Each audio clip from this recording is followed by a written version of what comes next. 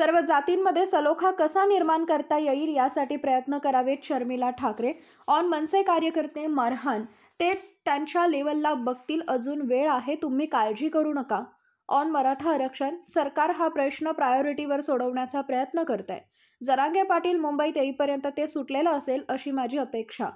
On Lok Sabha निवडणूक आम्ही सगळीकडे काम करत असतो। कोरोना काळात आम्ही खूप काम केलं, लोकांनी बघायचा आणि विचार करायचा रस्त्यावरून उतरून कोण काम करतं।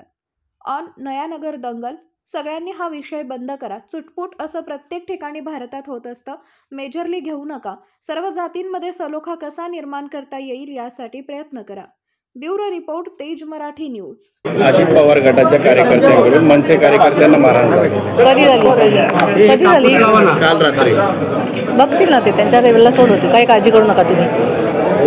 आता जरांगे पाटील देखील मुंबईकडे कूच करतायत। 26 तारखेला त्यांचं मुंबई दाखल। मनसेची आतापर्यंतची भूमिका पाहता मला असं वाटतं की हे जे काही रिझर्वेशन आहे ते सरकार प्रायोरिटीवरती सोडवायचा प्रयत्न करतंय आणि जरांगे पाटील साहेब इथे मुंबईला येईपर्यंत ते सुटलेलं असेल असं माझी अपेक्षा आहे। लवकरच लोकसभेचं बिगुल वाजेल, मनसेची काय तयारी आहे? आम्ही सगळीकडे काम करतच असतो। मी बोलले की कोविड काळात आम्ही जास्ती सगळ्यात काम केलं आहे। आता लोकांनी बघायचं आणि विचार करायचा की रस्त्यावरती कोण असतं दरवेळेला।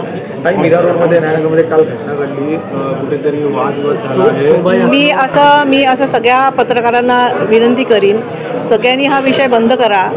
चुटपुट असं प्रत्येक ठिकाणी भारतात होत असतं, मेजरली त्याच्याकडे घेऊ नका आणि सर्व हिंदू, मुस्लिम, ख्रिश्चन सगळ्या जातींमध्ये सलोखा कसा निर्माण होईल याच्यासाठी प्रयत्न करा।